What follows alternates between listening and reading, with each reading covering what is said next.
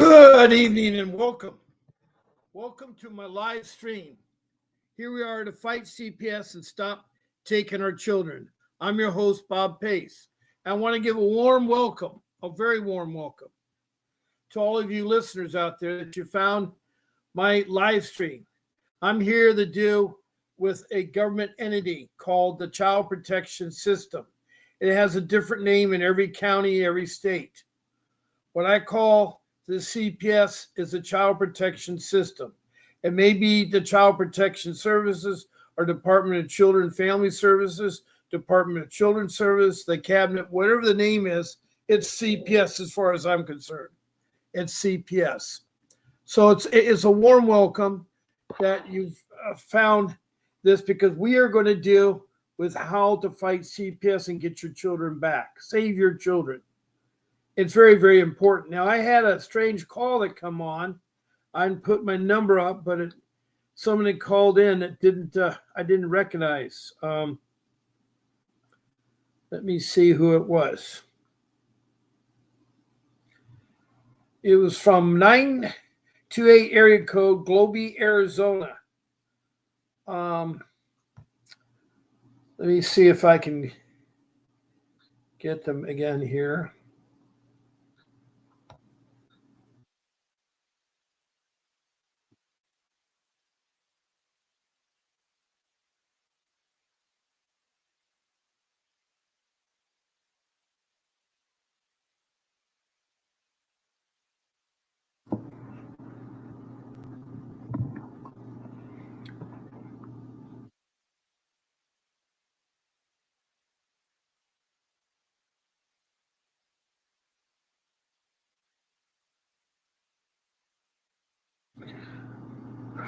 It's area code 928, and it said Globe, Arizona.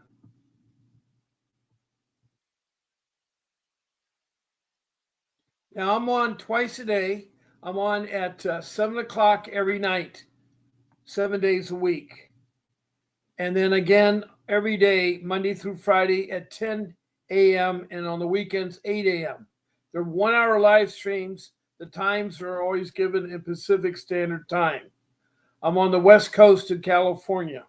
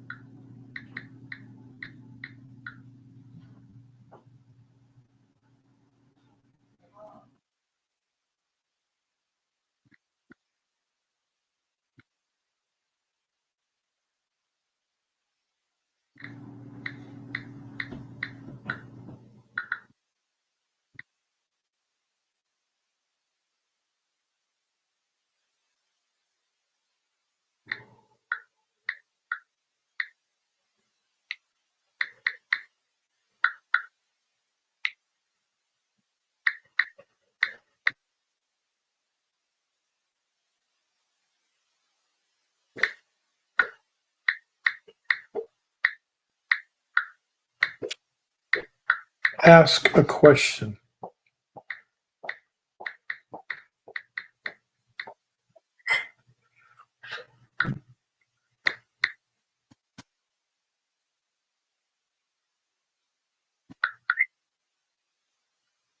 Now, I just text a message to the person that tried to call in to see if they wanted to talk. And they called and then they hung up. And I don't know if they're surprised or what, but whoever called in area code 928 from Globe, Arizona, I sent you a text message.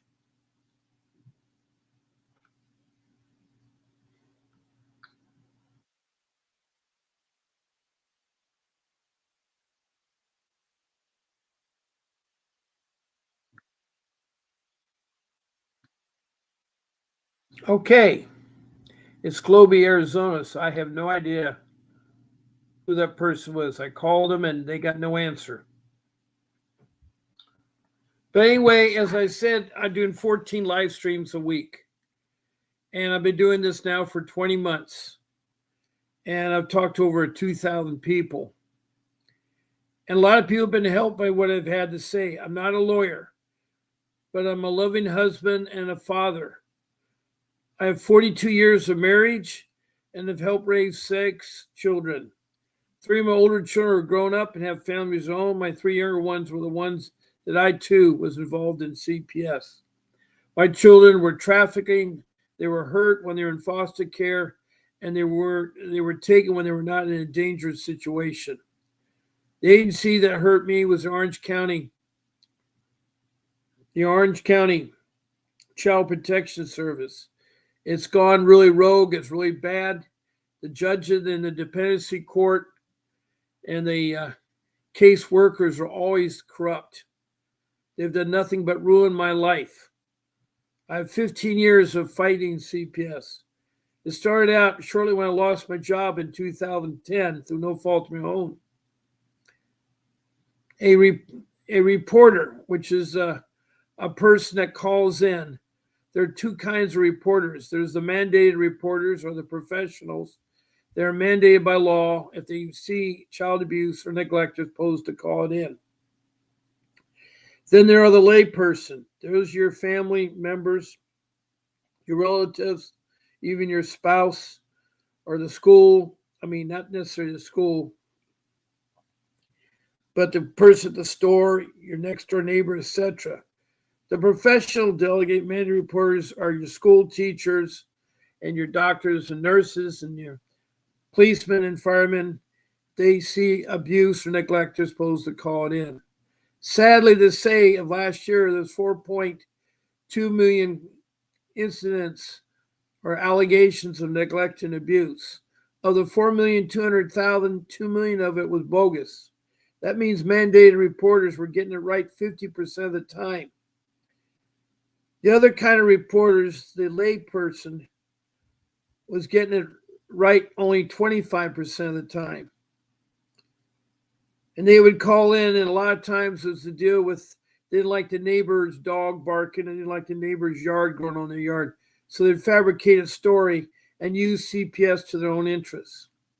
So you got to be careful, because I was mistakenly wrongfully accused of not taking care of my children. It went on for 5 years of false allegations. They were made by my in-laws, the people. I did not know this till long after the case was over.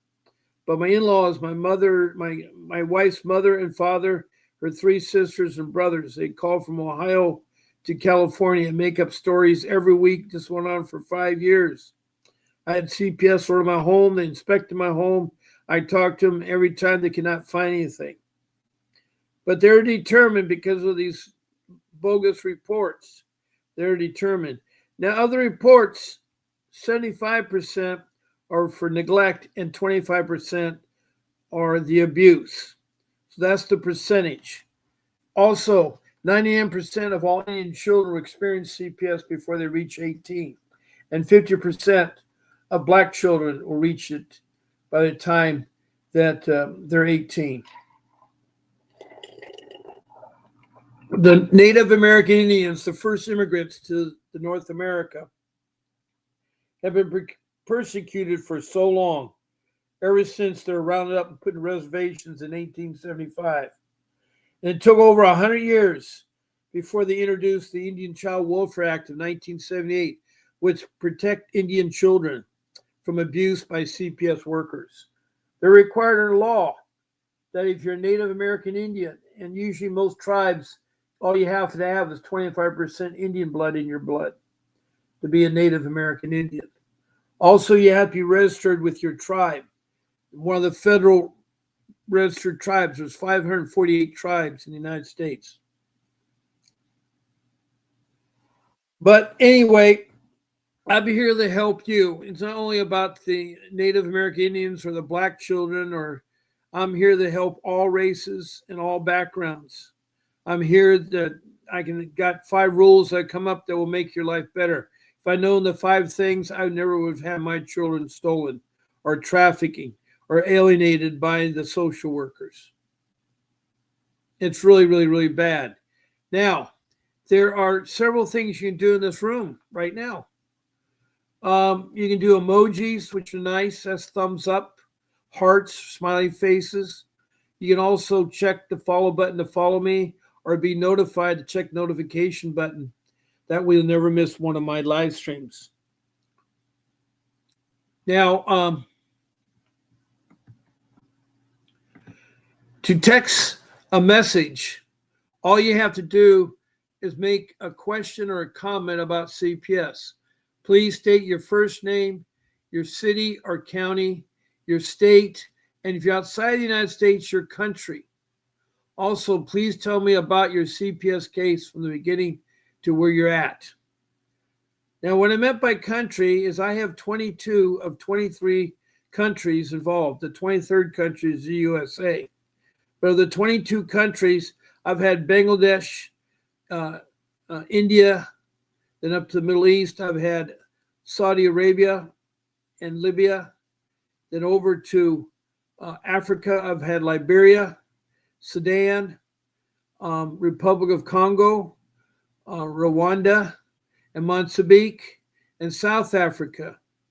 And South Africa just called yesterday night Leica from South Africa, who has a really tough case. I have over 2,000 people I've talked to from around the world. This is a live podcast, so I say twice a day.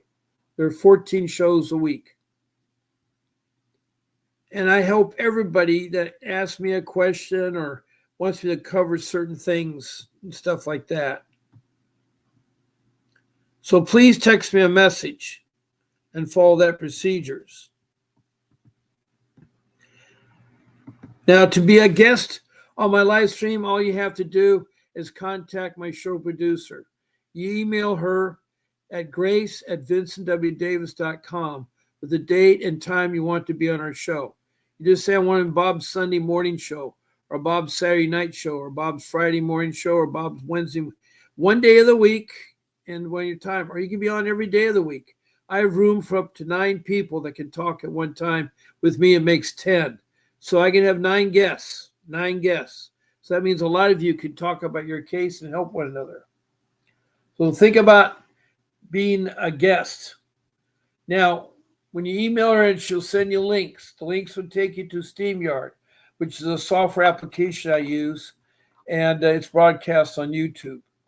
Now, there's certain rules you have to follow. She'll go over these.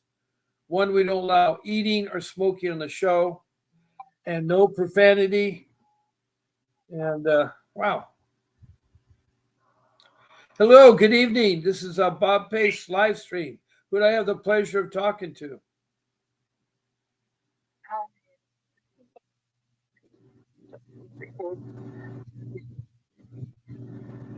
Oh, okay. Hi, you've been on my show many times before. Are you, let me see, are you Yummy Mummy? Is that the name?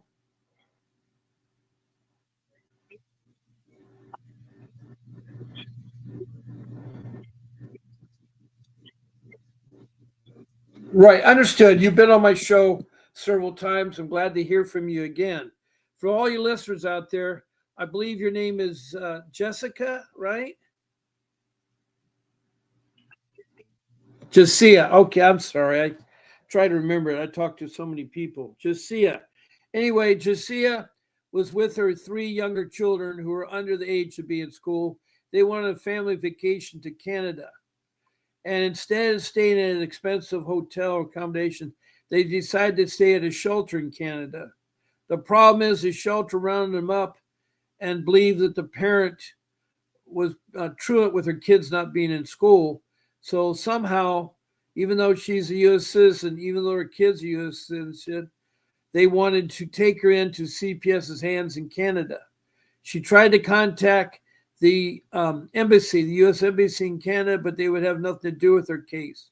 Meanwhile, they supposedly contacted a relative in Florida, and they shipped the kids, I don't know with what money, but they shipped the kids all the way from Canada to Florida. Meanwhile, the family members, Josiah's family members down there don't like anything about the mother, so they want to keep the kids down there in Florida. Now, Josiah says she thought about maybe having a CPS in Florida help her, or the CPS in New York where she lives, help her. The problem is it's a Canadian case, and you're going to have to go somehow get help from an attorney that is experienced in Canadian law. That's where the case is. New York won't claim it, and Florida won't either. It's just a waste of time there.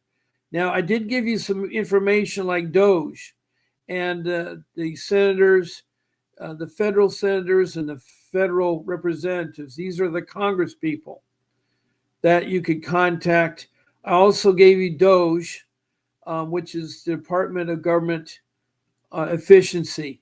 And I gave the phone number and the email and so forth and the website. Then I've also helped you out with you need to contact the Department of Justice, the FBI, and she's done all these things. She's contacted all these people, and she's gone nowhere. In fact, it's so bad that she had another baby in New York, and somehow the CPS New York wants to take the baby from her, even though they had nothing to do with her other children. So the story is a really bizarre one. And it's just heartbreaking that she's helpless and no one wants to help her.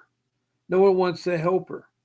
And have you got anything further on all those additional people I told you about, Jasia?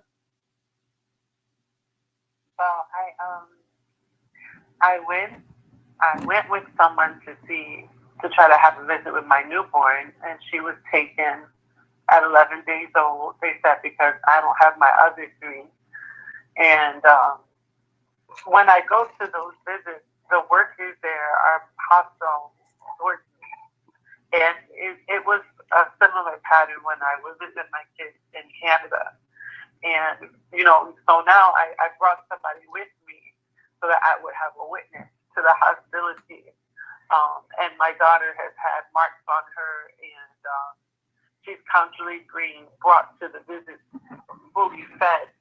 So she's milk drunk. So even though I'm having a visit, we're not bonding because she can't wake up. They feed her right before the visit, and she's not able to even be aware or conscious that I'm there.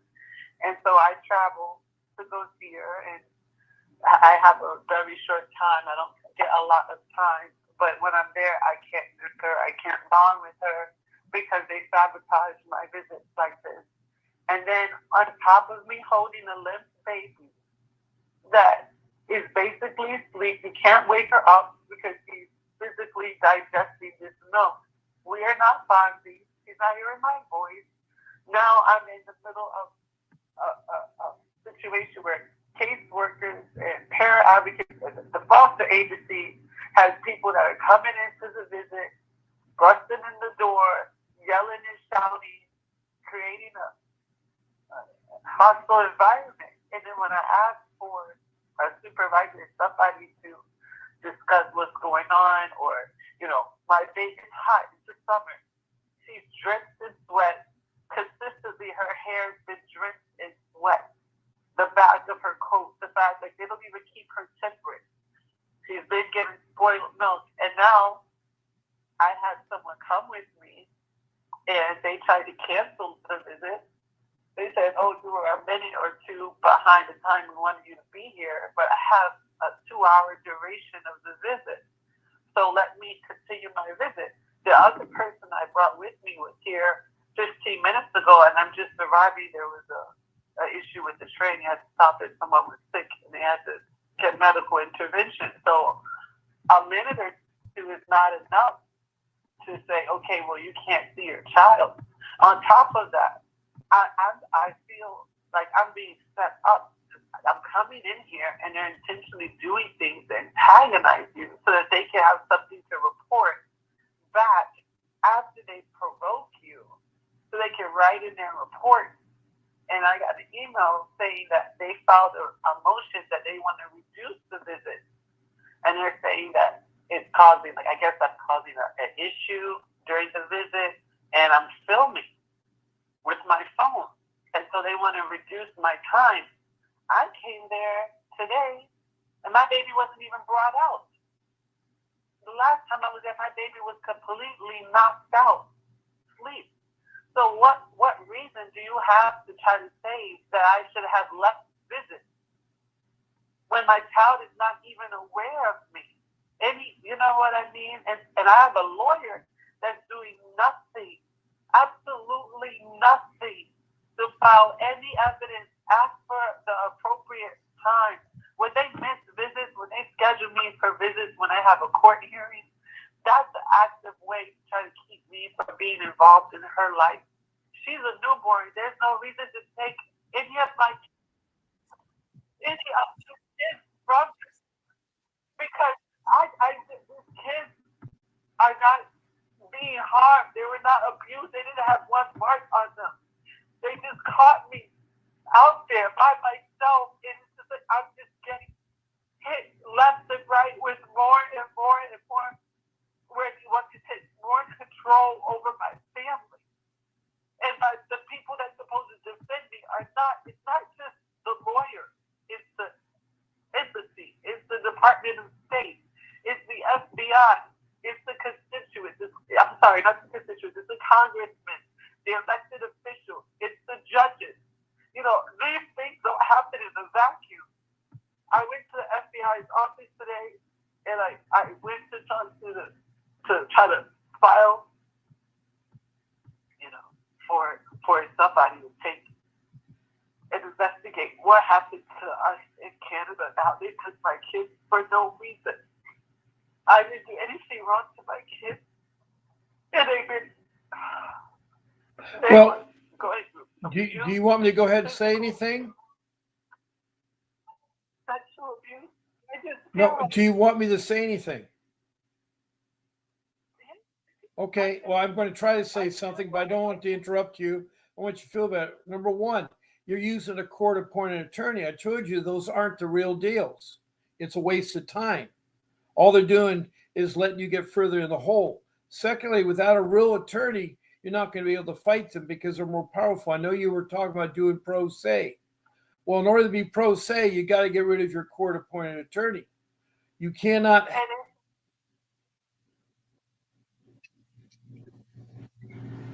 You can go pro se. You can go pro se. You can put your foot down and say, I want to go pro se.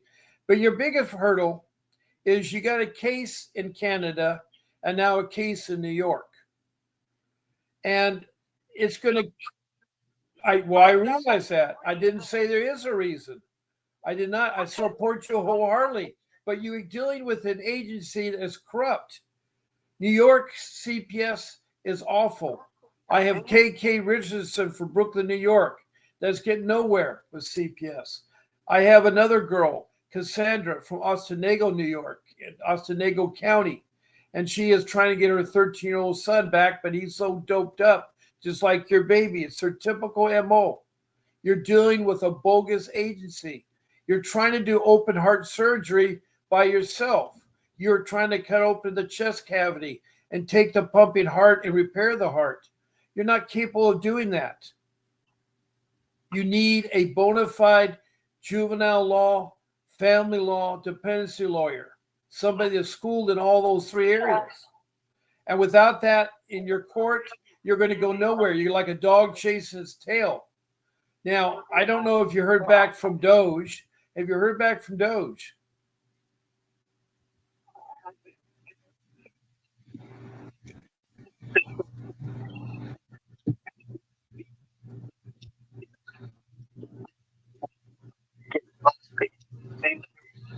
Then do that. Go ahead. It may take you 20 letters. It may take you 100 emails. It may take numerous phone calls. But if you want to pursue it all on your own, instead of letting a professional defend you, well, I know you need money, but you don't have the money. And so the answer to you,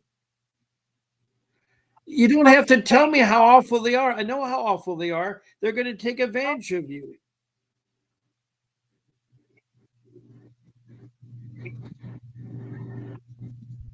They know that. They know you can't get money. They know they got you your hands tied behind your back.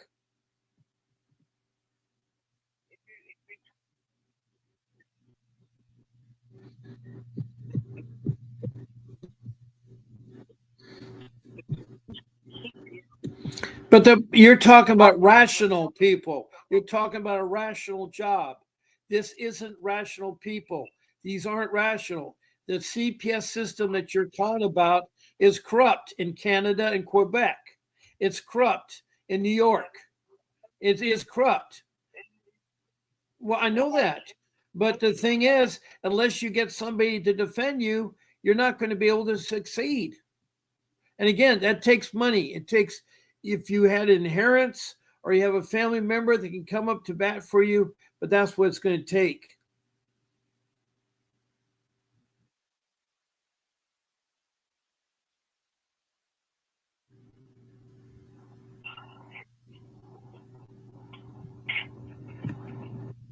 No, that if I miss visits, if I miss court hearings, if I miss these conferences that really they want me to do this and they want me to be tied up in this, how am I supposed to be making money so that I can afford counsel? Like there's jobs that I have that I can probably do and sign up for that would be like, being I need to raise up so much money, I would have to work double shift. You know what I mean? And then when I'm trying to get schedule I need so I can accommodate that, they don't want to. They don't want to accommodate that schedule that I'm trying to do so I can. But you're talking about rational ideas. You're not dealing with rational people. You're not dealing with rational. There's no rationality. So, well, what do? Is you do what's best as you can do. You write emails, you write letters, you constantly call them, you hang out at their office, you go to the New York Embassy of the United States, you go to anywhere near any kind of government officials like the FBI, and if you have to, you camp out in their lobby and you say you need to speak to a supervisor, the chief, the president. You need to go all the way to the top. And I don't think you've done all those things.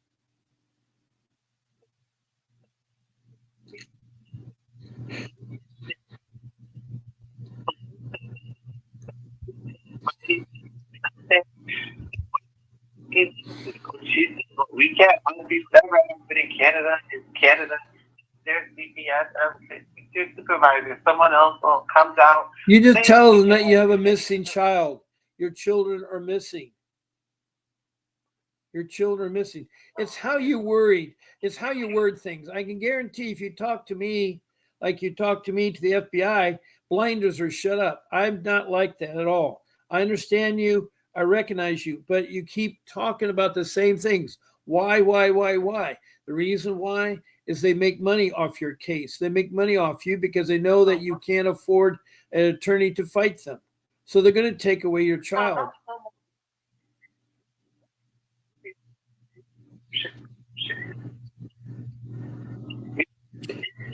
Well, lying is part of corruption. Lying is part of corruption. Not only do they lie, they retaliate. They retaliate against you. They're doing that against your not seeing your kids. They love to retaliate.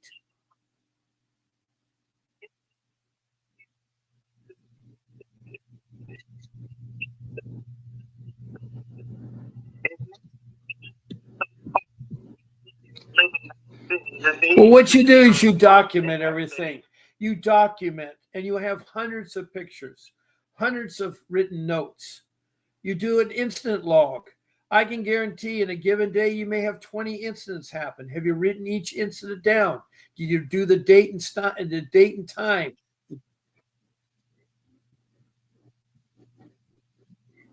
Well, if you don't, you're going to sit there. Your anger is getting away. Your emotional state and your anger is getting in the way of you trying to do that.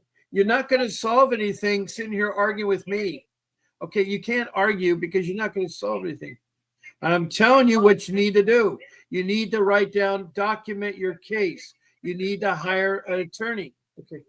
All right. I can't talk. I need to be able to talk to you in a two-way conversation. That's why you're never going to get this resolved.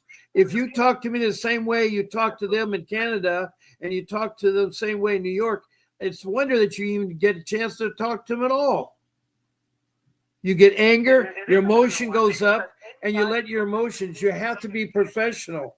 You have to care. You have to care. This isn't anybody. This is your situation. It isn't anybody. It's your situation.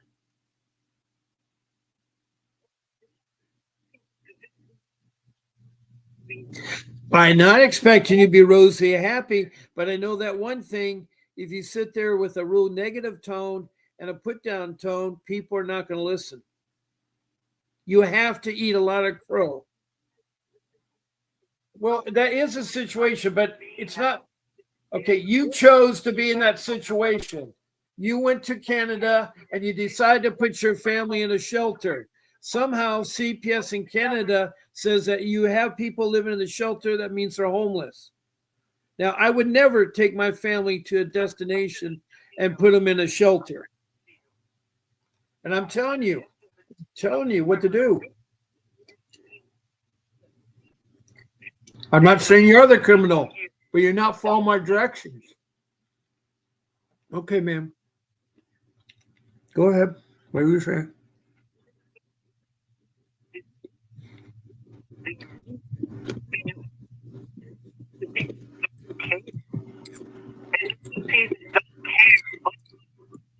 They don't care about black lives. They don't care about white lives.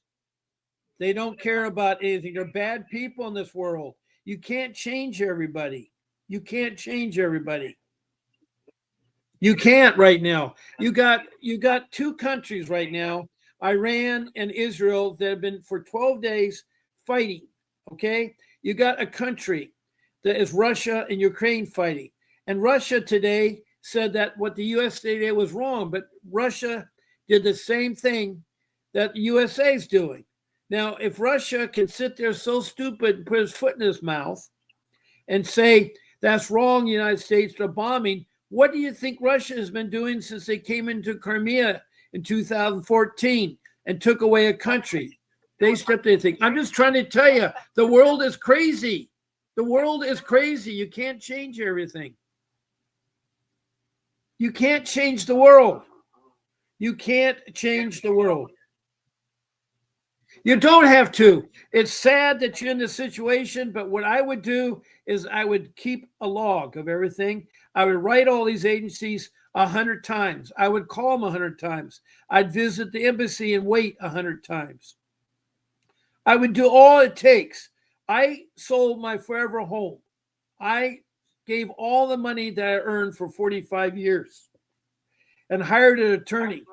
I hired an attorney. I gave all my life savings. Right now, I live in a real humble place right now, paying a terrible high rent and struggling with my remainder two of my children. And my wife and I are not doing so good. All I know is that I come onto the show and I do help people, and people do get their children back. I know that for a fact. Right now, we have the room called Cruella. She's from Ventura. She lives in Oxnard. She says, "Hello, Uncle Bob." She comes in here every night, every morning to keep up the encouragement. Her problem is that she was taking care of her mother in her mother's home. Her brother somehow went crazy and put her off. Hold on 1 second, please. Hold on 1 second. All right. Hold on. This is Bob Pace. Hello, David. Well, I'm on the other phone. Do you know that? That's okay, David. Are you on my show? Yeah, I'm talking to the lady from New York, and I will talk to you in a second here, but I need to finish my conversation with her, okay? Yeah, I'll be right back with you, David. Thank you. Okay, I'm still here. I'm still here. Hello. Are you still there? That was David, who is calling me from Santa Maria in California, and his young girls that cause him of inappropriate behaviors, his cases. And he's going to give an update. His name is David Hidalgo. Anyway, I was talking about Cruella, who, is going to become homeless. They're trying to evict her, and her mom's missing. Now, I noticed that we have another person came in called Navivis Franco. Her name is Navitas Crystal Franco from Bakersfield, California. So what happens if your child isn't registered with the tribe? You can get them registered. All you do is you contact the tribe. Is it you're the blood? Are you the mother or is the father or both of you? And what's the name of the tribe? You contact the tribe. CPS is supposed to help you get your child registered so that you can be put with an Indian family. Okay, Nereus Franco from Bakersfield. Okay, and David Hilago, I'll be right with you in a second. I'll be right with you in a second. And you can call him. Okay, let me go. Okay. That's okay. I'm glad you're on a lot and you can keep calling. I have no problem. But please, please follow what you want to do, okay? All right? And keep in touch. God bless you.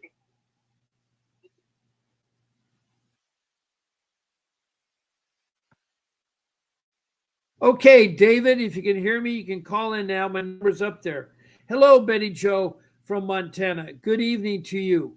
Betty Joe's a foster mom. She's trying to get her niece, which is her brother's daughter, to be able to see her and to protect her and so forth. I'd like to have an update, Betty Joe, where you're at with your case. Also, David, I'd like to have you. You're in Nebraska right now. Okay, Betty Joe's from Montana. She's in Nebraska. She's probably visiting her niece. Her brother took his daughter and his girlfriend, the mother, to Nebraska. They were living in a treehouse. They were not living too good with the child, so CPS put the child in a foster care home. Now, the brother, her brother wants to get better, going through treatment and so forth. He has a job. They want to be able to still have his rights to his child. And so, what's the latest down there, Betty Joe? Oh, you have trial for TPR on Thursday and Friday. Okay, good luck with that. They're going to try to terminate his rights to his child. That's why he's in Nebraska and wants to go there. Okay, this is David here. I'm sorry, David. You don't know if I'm talking to somebody or not. Welcome, David. All right, now David is. Let me introduce you to the room. David Hilago has talked to me a couple weeks. He has a bad case where his daughter is accused of something that's not true, of inappropriate behavior with his daughter. Anyway, he's hired Vincent Davis, who is my attorney, and they're working on a case to get his daughter back and his name cleared. So, what's the latest?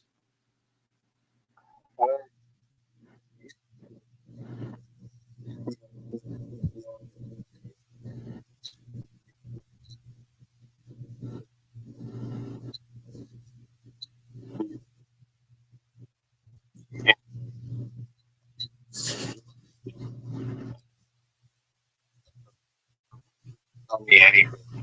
But we agreed. I was supposed to have trial today, but we agreed to. Have a continuance.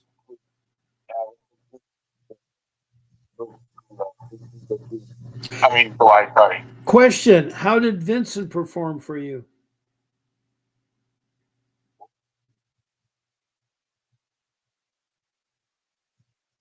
Why did he go along with them? They needed more presumption. He should have fought that. Okay. Stick with his advice.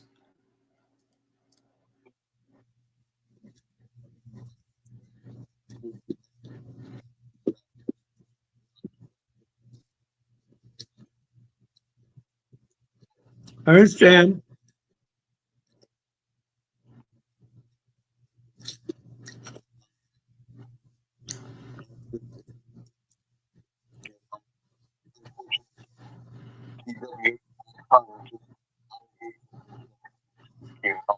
So Well, you're guilty until you're proven innocent.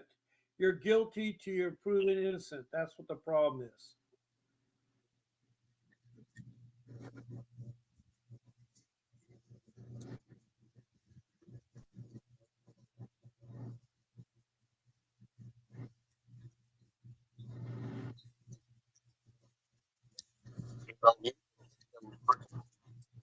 fighting for with 40 years of experience. First thing he told me was to give up, that I wasn't going to be able to win my case. And in all the years he's seen this thing, that, you know, it would be better for me just to give up on my daughter and hope that maybe when she grows up, she would reach out to me. And I told him, you know what, that's unacceptable. Like I told him, do you have a 9-year-old daughter? Would you just walk away from her? No, I didn't. I didn't walk away from a 12-year-old, but I did know that the social worker would retaliate and encourage my daughter at 12 to divorce her parents and to change her name and to get a new birth certificate and get a secondary social security card, double dip from my retirement. So, you know, Well, no. That's the double edge of the sword.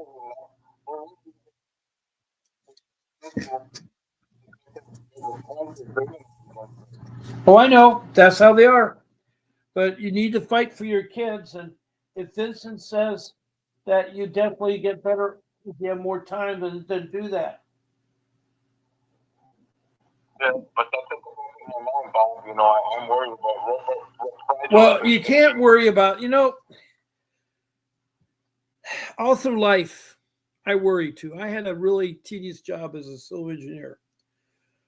I worked for a construction company that built roads and highways, heavy highway and civil engineering. And I did all their sales. I was one of their lead estimators, a senior estimator, and I did public work bidding. That means there's a deadline.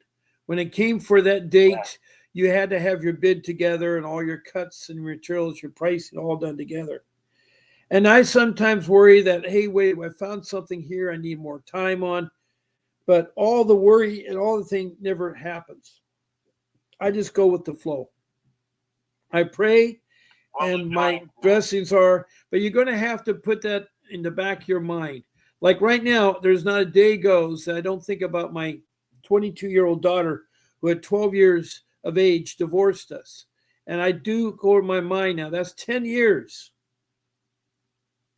That's 10 years that I've lost of her life. I never got to see her graduate from junior high school, or middle school or high school or go to college. I didn't get to see any of that. I never got to see her go to her prom, her first date. You know, the things that we did in Girl Scouts, I still cherish, remember.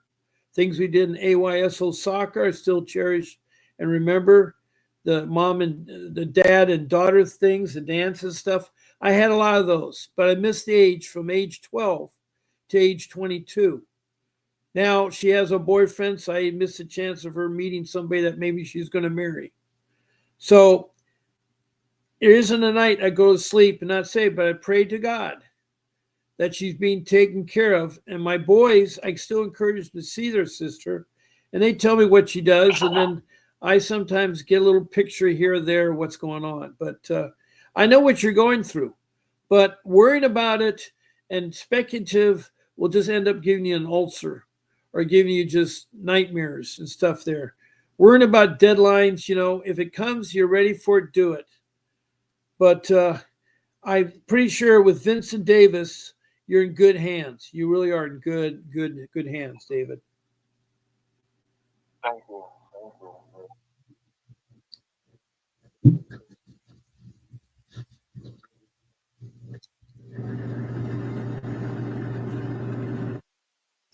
Yeah, I just hold on a second. There's a new person in the room I haven't heard before called Tori Johnson.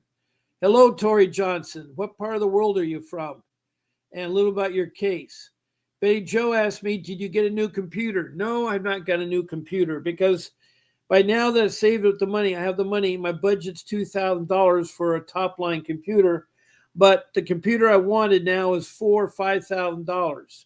They've gone up because I think they're speculative of things that are called the tariffs with the wars going on. Prices is all over the place on computers. The computer that I want, the specs, I've seen prices of $2,500, $3,000, $3,500, $4,000, $4,500, $5,000, $5,500. All the same model, all the same GPU, the CPU, the GPU, and the RAM, and Windows Pro and all that, everything I want in my computer. They're all the same, but the prices range from $5,500 to $2,000. And every time I see one at $2,000 or less, it's either open box, or it'll be less RAM, or it won't be a high-end GPU. They want to sell you a 4060 GPU. I want a 4090. I don't need the new ones, the 50 series. I want 64 megs of RAM, and I want a 2 terabyte hard drive, and then the window screen 18-inch. So it's a gaming laptop. It's an Asus Strike, ROG, Republic of Gamers. And the reason why I want a powerful thing is that the lag. Right now, I'm on an i15, and it's so slow. It's so slow. And the screen is so small, I can't see it. I've had the fonts blow up, and then it starts to loop around. That's why I need a big screen, an 18-inch screen on a portable computer, because a lot of times I have to do my live stream from away from the home. That's why I want a portable computer. So I'm trying to get that. I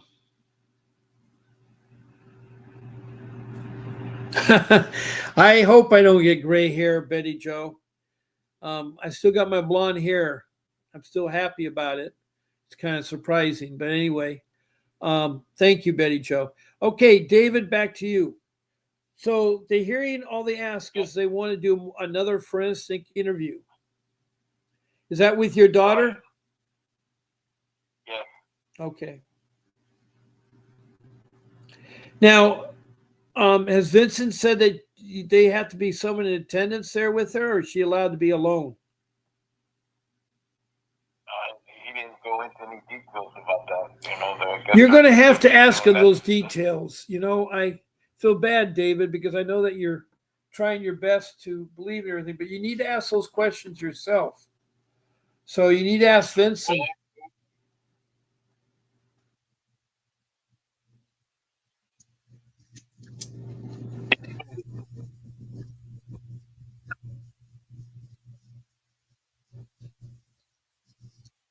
No. Well, I'm helping you out. I'm helping you out. Is that you need to ask him on this forensic interview. Can she do this alone, or can you be there, or in the room next door, or something? I mean, I don't know.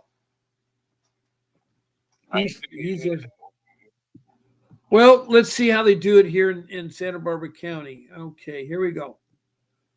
Well, we're going to start off with Santa Barbara.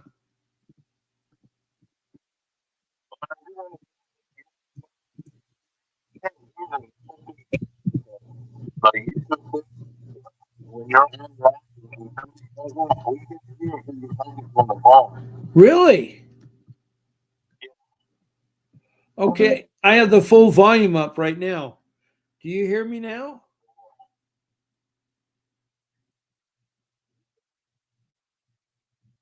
Like the last person.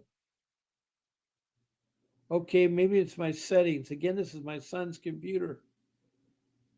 I'm trying to go to my microphone. It says my microphone is on. It says the camera is on. Copilot is off. Feedback hub is off. Copilot is off. Microsoft Team is off. Snipping tool is on. Sound recorder is off. Xbox is on. Now, let me see. Let desktop apps access your microphone. Here's the desktop app, StreamYard. It's on. And when I check my microphone, before I come in here, I have a green bar, so I know the microphone is working. Now, what could have happened maybe, well, here, let me see what else we could do here. Microsoft Teams. That's like Skype. I'll turn that on. Microsoft Team used to be Skype. Okay, so I checked my settings, and I'm okay there. Let me see if I can do a test on my microphone here. Hold on. All right, my microphone is all the way up. Not connected. What is not connected? Wi-Fi.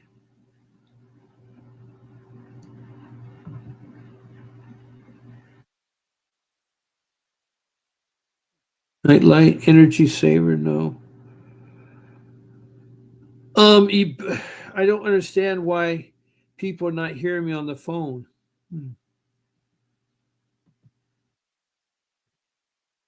Let me see if I can hear myself. Let me talk. Testing. Testing 1, 2, 3. Yeah, see, I can't hear me your YouTube channel. You can't. No, sir. How about now? Testing. Let's see. 1, 2, 3. Can you hear me? I hear 1, you. 2, 3. Yeah, I don't come out on the screen. Oh, now it's on down. What was the problem? What was the problem? Did you have something not turned on? But you hear it now. Well,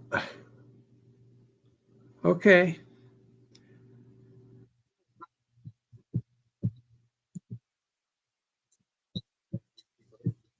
Okay, all right.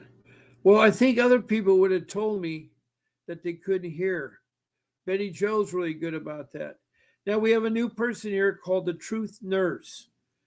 Um, she says bringing in 1983 suit under the First, Fourth, and 14th Amendment. So she's doing a lawsuit. State contacted create disability, violated due process, and chilled advocacy. Younger doesn't apply where rights are clearly established. Okay, Truth or Nurse, what part of the world are you from so I can know what you're from? Now, Betty Joe says, I was talking about David. Just don't worry about everything. It's going to just give you a bunch of gray hair. Yes. Okay. She's worried that you're going to get gray hair. Don't worry. I know it's hard not to worry. But, people in this room are hearing you and they are offering their help and encouragement. That's what we do in this room. We help one another with encouragement. You're not alone. And I'm on here twice a day, 7 days a week. I don't think anybody does as much talking as I do, 2 hours a day, 14 hours a week. That's a lot to do this live stream. That is totally a lot. Yeah. Yeah. So there's a lot of good people. The Truth Nurse, the nurse is in Conservation, Louisiana. Well, I don't know what part of Louisiana because I've driven through Louisiana, but I don't know much about Louisiana. Betty Jo says, hey, Bob, I just went to the governor's office today to talk to him about this whole case with my niece. Was that the governor of Nebraska? Was that the governor of Nebraska you went to, Betty Jo? That's great if you did. That's great you talked to the governor's office. I wish everybody would do that. Now, David, did I lose you? David.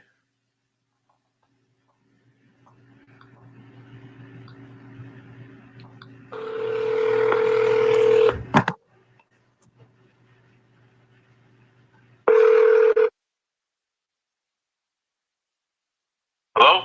Yeah, David, you were talking, all of a sudden you disappeared. Sorry.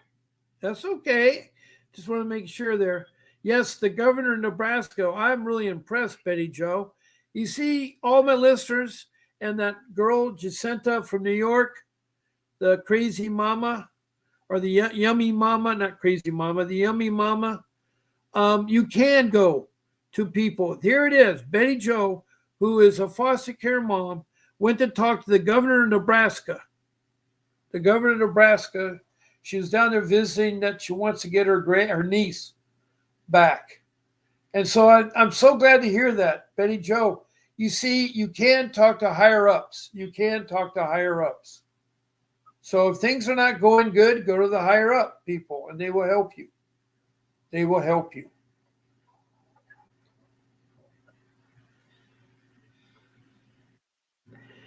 Now, what can you do? We were looking up. I'm sorry, I forgot to finish what we're doing here.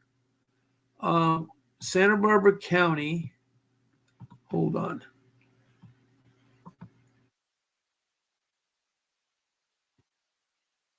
County.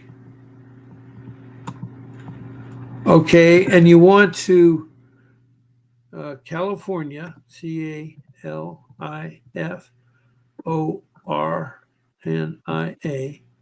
and you want to know CPS, and then you want to know what are they going to do with your daughter? They're going to do a forensic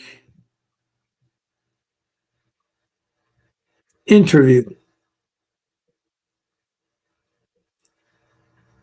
Forensic. I probably don't know how to spell that. There we go.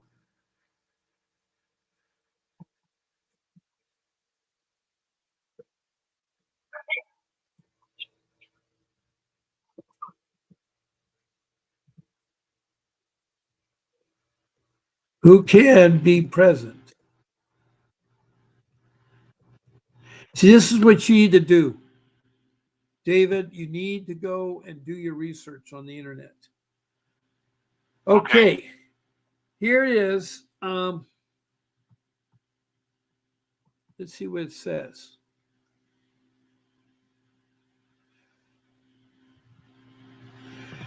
Forensic Service is the Barbara Sinatra Children's Center.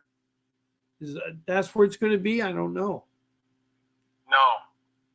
Well, they have an outfit called Barbara Sinatra Childhood Center, and they do forensic services, suspected child abuse, forensic services. The Santa Barbara Center for Abused Children conducts both forensic interviews and forensic mental examination of suspected child abuse. Forensic interviews are ordered by law enforcement, the district attorney office, or the Child Protection Services. The Barbara Sinatra Center offers a child-friendly environment and state-of-the-art recording equipment to assist in the evidence gathering, to assist in the prosecution of suspected child maltreatment, including sexual abuse, physical abuse, neglect, and witness to violence. The forensic interview department is staffed by a full-time on-site interview. Over 400 forensic interviews are conducted annually at the Children's Center.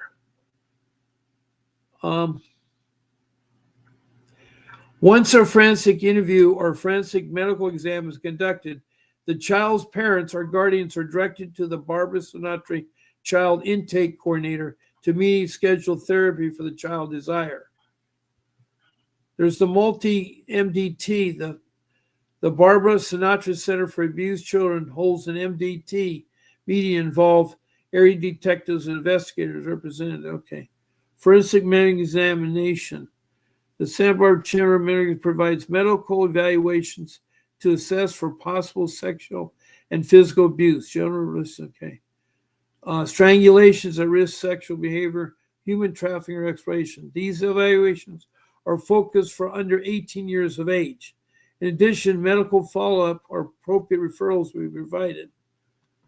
Okay, that's if you want to go there. But now let's talk about Santa Barbara County. Here's frequently asked questions. Okay, this is by the Child Advocacy Center. And see, okay, please donate to the center. I don't want to donate to the center. I want some information. I am general. Here's the questions. What is a forensic interview? All right. A forensic interview is a neutral fact-finding investigation opportunity that gathers information from a child in a way that minimizes suggestive and maximizes the accuracy of their disclosure. So hopefully they do that. Yes. Who can be interviewed at this thing? Children can be forensic interviewed once a law enforcement or Department of Children and Family Service report alleges child abuse is generated. Who can be interviewed at the CMC?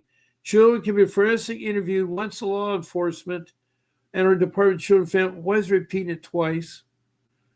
Oh boy, it's trouble with their website. What is a multidisciplinary team? What is forensic interview? Why it's the best practice to be interviewed by what? A forensic interview is a trained professional who conducts the interview of a child who may have experienced child abuse. The interview takes place in a children-centered space and is conducted with compassion and sensitivity. The interview asks questions that allows the child to appeal freely about their experience. Interviews are remotely observed by representatives of the agencies involved in the investigation. That means they're watching from a camera or something, such as law enforcement and child protection services. This helps reduce the trauma the child may. So they can be observed through a hidden window, CPS, but it doesn't. How are families supported through this? Families are supported by providing a safe environment, answer general questions, and growing referral information for counseling and other needed service. Okay.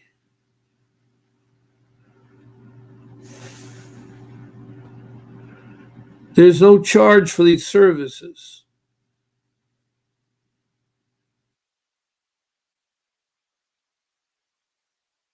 Here are the people that do this work are the Sheriff's Department, the Police Department, the County District Attorney's Office, Department of Children and Family Services, Los Angeles County Department of Family Services, Forensic Nurse Specialists, Masonic Homes in California, Masonic Center for Youth and Family Services for the Child, the Bikers Against Child Abuse and Crime Survivors. Wow, there's a lot of range there.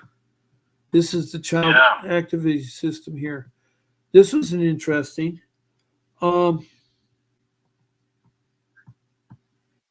far, they haven't answered my question. Here's the official website for the San Bernardino County Child Services. They have an official website, County of Santa Barbara. Have you ever gone to that website? No. Yeah, it's the one that's called the County of FAB.org. Okay, I'll look into it. Yeah. I'm sorry, it's the County of SB, the County of Santa Barbara, but it's abbreviated Santa Barbara as SB. It's www.countyofsantabarbara.org. And you want to go to 579/579/child services. So now I'm at the child services, and there you should read a lot of things that will help you.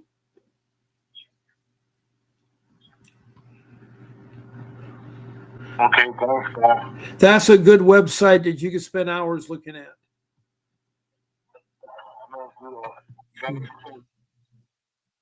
Okay, sure, David. Yeah.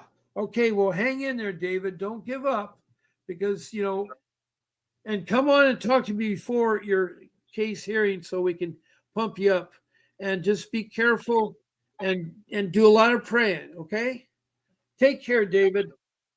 Okay, all right, bye-bye, David. You bet. I will. They're hearing you. Bye-bye. Okay, that was David from Santa Barbara County. He's up in Santa Maria. And he has a hard case. Vincent Davis, my attorney, is defending him. Mr. Davis has taken on through my recommendation to Mr. Davis. So that's good news. And so, coming here does help.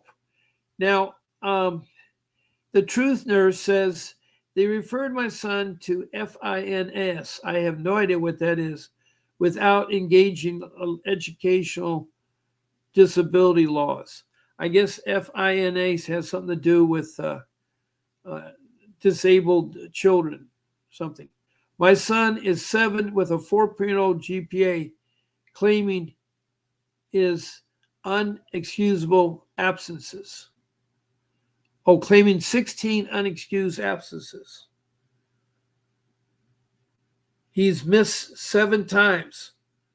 Active parent using AJDT versus OSS. It's a case effort to dismantle the FINS. I don't know what the FINS. Families in need. Okay, families in need. All right. A multidisciplinary team can be a school building level coordinating committee. All right. That sounds good. Much more case law of course A versus O is new as of 6/12/25. All right. Well, thank you for sharing. But what I really know is, in layman terms, what is your case all about? Truth nurse, what is your case all about? It really would help me know what it is all about. And I think you told me where you're from, but I already forgotten already. Let me go up here to see if I can find it. Louisiana. She's from Louisiana. So it's families in need. So anyway, can you tell me what the allegations was? The neglect or abuse or both? Are these involving your children or somebody else's children?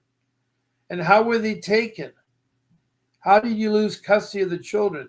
Are they in foster care or in kinship care? Are they with a relative? Now, my show goes to 8 o'clock, and right now I've talked over an hour, and I've gone way over, and I did not know I've gone way over. This is terrible. It's now 8:20. I've gone over by 6 minutes of running time, and it's 8:20. So I apologize. I'm only supposed to be an hour here. Okay, you used to charge family with truancy. Okay. Truth nurse from Louisiana, can you call in tomorrow at 10 a.m. Pacific Standard Time? I do need to end my live stream. And thank you, Truth nurse from Louisiana. I want to thank also Betty Jo, who's in Nebraska, who talked to the governor of Nebraska, who's from Montana, trying to help out her brother with his termination of parental rights with her niece. And I want to thank Betty Jo in here. And again, the Truth nurse has been in here talking to her. Tori Johnson, I never knew where you're from, but I'm so glad you come. I hope you'll come again tomorrow morning at 10 a.m. That's Pacific time. David Hidalgo just called in. It was so good to hear from you and your case. Nevis Franco, I don't know what the name of your tribe is, but I do want to help you with the Indian Child Welfare Act of 1978. That if you're a registered federal tribe, all you need to know is the name of the tribe. Go to the Federal Register for Indian Tribes, look up the tribe, it's listed. And then you all do is contact the tribe and tell them that you as parents or one of you has the Indian blood and you want your child to be registered. Also want to thank Celia from New York, Yummy Mama, who is the girl that went to Canada and 2 of her children taken from her. She had a birth of a child in New York. That child's been taken. So she's run into a lot of obstacles. So I want to say special prayers for her and thank her for calling in. Thank you all. There'll be a brief message from Vincent Davis, my attorney, at the conclusion of this live stream. Do not give up. Keep coming back. I'll give you encouragements. I'll give you answers. God bless you, and I'll see you tomorrow at 10 a.m. Pacific Standard Time.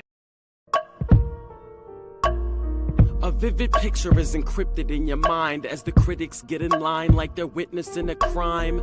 But then you notice there's a shiver in your spine from the feelings of discontentment and bitterness combined. Heartbroken when you listen to the judges, another kid's innocence corrupted. And if you go against then it's destructive. Consider this predicament the toughest, but we believe in a system fit for justice. Child Protective Services only pretends to save it. The one solution for this is worthy of instant praises. 30 years of experience with relentless cases. Allow me to introduce them. This is Vincent Davis, defending you when they don't think a mother fits the role. Is it juvenile dependency or government control? Observe the pain in their eyes. It's time for us to realize we are the last one.